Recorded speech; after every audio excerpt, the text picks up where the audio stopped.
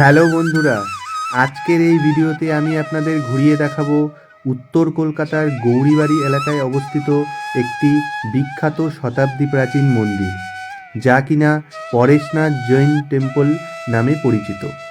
এই মন্দিরের শান্ত নিরিবিলি পরিবেশ সঙ্গে চোখ ধাঁধানো অপূর্ব কারুকার্য আপনাদের মুগ্ধ করবে। এই ভিডিওতে থাকবে মন্দিরে কিভাবে পৌঁছাবেন, কখন মন্দির খোলা থাকে ও মন্দিরের কিছু ইতিহাস। তাহলে চলুন দেরি না করে ভিডিওটি শুরু করা যাক। রজতনাগ স্পেশাল চ্যানেলের নতুন বন্ধুরা চ্যানেলকে সাবস্ক্রাইব করে বেল আইকন প্রেস করে রাখতে ভুলবেন না।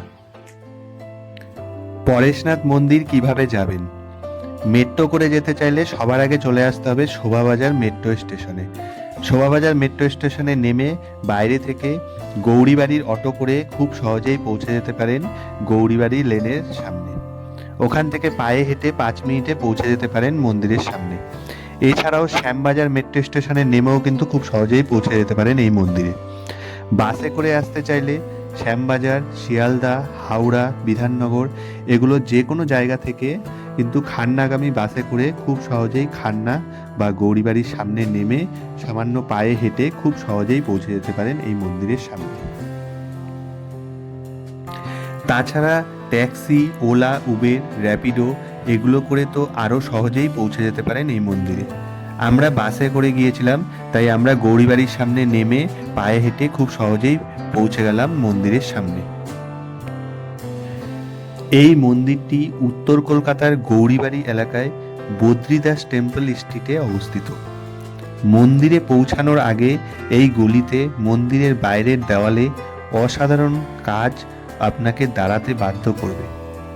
এই অসাধারণ সুন্দর রঙিন শিল্প নিদর্শন সত্যি দাঁড়িয়ে দেখার মতো। জৈন ধর্মের নানান বাণী ও বিভিন্ন ইতিকথা চিত্রকল্পের সাহায্যে ফুটিয়ে তোলা হয়েছে এখানে। সমস্ত রাস্তাটি কিন্তু দেখতে বেশ সুন্দর লাগছিল। আমরা সুন্দর রাস্তাটি দেখতে দেখতে পৌঁছে গেলাম একদম পরেশনাথ মন্দিরের সামনে। এটি হচ্ছে মন্দিরের মূল প্রবেশদ্বার, যেখানে আপনারা পুরনো দিনের বেশ কিছু কারুকার্য দেখতে পাবেন। চলুন মন্দিরের ভেতরে প্রবেশ করা যাক। দর্শনার্থীদের জন্য মন্দির খোলা থাকে প্রতিদিন সকাল 6:30 থেকে দুপুর 12টা পর্যন্ত, তারপর আবার বিকেল 3টে থেকে সন্ধ্যে 7টা পর্যন্ত। আর এই মন্দিরে প্রবেশ করতে গেলে কিন্তু কোনো প্রবেশ মূল্য লাগে না। এই মন্দিরে ভেতরে প্রবেশ করার সাথে সাথে আপনার মনে হতে পারে আপনি রাজস্থান বা গুজরাটের কোনো মন্দিরে চলে এসেছেন। গেট দিয়ে ঢুকে ডান দিকেই দেখতে পাবেন জলাশয়। বেশিরভাগ জৈন মন্দিরের মতন এখানেও রয়েছে জলাশয়, যেখানে প্রচুর কচ্ছপ থেকে শুরু করে বিভিন্ন প্রজাতির মাছ রয়েছে, যেগুলিকে ভগবানের প্রতীক হিসাবে রাখা রয়েছে।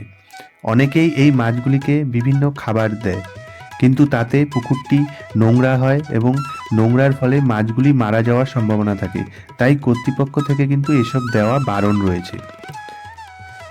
আর জলাশয়টির উল্টো দিকেই রয়েছে ফুলের বাগান ও মন্দির।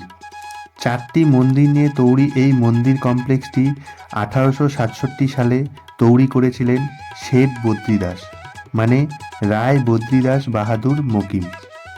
এই মন্দির কমপ্লেক্সটি 23তম জৈন তীর্থঙ্কর পরেশনাথকে নিবেদিত, তাই তার নাম অনুসারে এই মন্দির কমপ্লেক্সটির নাম হয়েছে পরেশনাথ মন্দির। বিভিন্ন সুন্দর সুন্দর ফুল গাছ দিয়ে কিন্তু মন্দিরটি খুব সুন্দরভাবে সাজানো। 4টি মন্দিরের মধ্যে এই মন্দিরটি হচ্ছে সবচেয়ে বড় ও প্রথম মন্দির। এই মন্দিরটি 10ম জৈন তীর্থঙ্কর শ্রী শীতলনাথজিকে উৎসর্গ করা হয়েছে। মন্দিরটি তৈরির সময় ভারতে যেহেতু ইংরেজ শাসন চলছিল, তাই এখানে কিছু ইংরেজ স্থাপত্য কিন্তু চোখে পড়বে। সমগ্র মন্দিরটি মার্বেল পাথর খোদাই করে মোজাইক করা ও সূক্ষ্ম সূক্ষ্ম বেলজিয়াম কাঁচ দিয়ে তৈরি করা হয়েছে, যা মন্দিরের সৌন্দর্যকে আরও কয়েক গুণ বাড়িয়ে দিয়েছে। সত্যি খুবই সুন্দর মন্দিরটি। এখানে যদি আপনারা আসেন তবে অবশ্যই কিন্তু খুব ভালো করে মন্দিরটি ঘুরে দেখবেন, সত্যি খুবই ভালো লাগবে। এই পরেশনাথ জৈন মন্দিরের আরেকটি আকর্ষণ হলো এই মন্দিরের গর্ভগৃহের ভেতরে একটি প্রদীপ রয়েছে যা ঘি দিয়ে জ্বলে এবং এটি নাকি 1867 সাল থেকে মানে মন্দির তৈরির পর থেকে আজ পর্যন্ত জ্বলছে। মূল মন্দিরের ভেতরে ক্যামেরা নিষিদ্ধ, কিন্তু মূল মন্দিরের বাইরের দিক থেকে ভেতরের দিক কিন্তু আরও বেশি সুন্দর। বাইরে থেকে আপনারা ভালো করে মন্দিরটি দেখে নিন, খুব সুন্দর কারুকার্য করে মন্দিরটি তৈরি করা হয়েছে। আর ভেতরের সৌন্দর্য দেখতে চাইলে অবশ্যই কিন্তু মন্দিরে এসে আপনাদের দেখতে হবে। ভেতরে দেখার সময় অবশ্যই মোবাইল বা ক্যামেরা আপনারা ব্যাগ বা পকেটে রেখে দেবেন। এই মন্দির জৈন সম্প্রদায়ের মানুষদের কাছে খুবই পবিত্র স্থান। বর্তমানে শুধু জৈন সম্প্রদায় নয়, দেশ বিদেশের নানান ধর্মের মানুষের কাছে পরেশনাথ মন্দির অন্যতম জনপ্রিয় একটি পর্যটন স্থল। মন্দিরের সূক্ষ্ম কাজ সত্যিই চোখে লাগার মতো। মন্দিরটি তৈরি হয়েছে মার্বেল পাথর, মোজাইক কাজ, আয়না, বেলজিয়াম কাজ এবং ইউরোপিয়ান ধাঁচের বিভিন্ন মূর্তির সমন্বয়ে।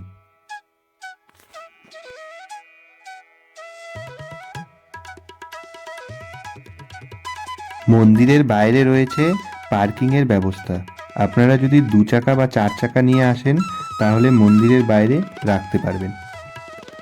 এই মন্দিরটি ছাড়াও আরও যে 3টি মন্দির রয়েছে সেগুলিও কিন্তু ঘুরে দেখতে পারেন। এটি হচ্ছে দাদাওয়াড়ি এবং কুশলনাথ মহারাজ মন্দির বা দাদাজিস টেম্পল। খুব সুন্দর করে কারুকার্য করা এই মন্দিরটিও, সাদা মার্বেল পাথর দিয়ে তৈরি এই মন্দিরটিও কিন্তু বেশ সুন্দর। এরপর আপনারা ঘুরে দেখতে পারেন এই মহাবীর স্বামী মন্দিরটি। এই মন্দিরটি বাকি 2টি মন্দির থেকে একটু ছোট হলেও কিন্তু খুব সুন্দর এই মন্দিরটিও। এরপর আপনারা ঘুরে দেখতে পারেন এই চন্দ্রপ্রভুজি মন্দিরটি। 4টি মন্দিরের খোলা বন্ধের সময় কিন্তু প্রায় একই। এই মন্দিরের সামনে রয়েছে 2টি সাদা পাথরের সিংহের মূর্তি, বেশ সুন্দর লাগছিল দেখতে। এই মন্দিরের গর্ভগৃহে রয়েছে চন্দ্রপ্রভুজির মূর্তি। এই ভিডিওটি আমার এখানেই শেষ হচ্ছে। এই ভ্রমণ বিষয়ে কোনো প্রশ্ন থাকলে নিচে কমেন্ট বক্সে লিখে জানাবেন। ভিডিওটি ভালো লাগলে লাইক এবং শেয়ার করবেন। আর রজতনাগ স্পেশাল চ্যানেলকে সাবস্ক্রাইব করে বেল আইকন প্রেস করে রাখতে ভুলবেন না কিন্তু। আবার দেখা হবে নতুন কোনো জায়গা নিয়ে পরের ভিডিওতে। ততক্ষণ সকলে ভালো থাকবেন, সুস্থ থাকবেন। ধন্যবাদ।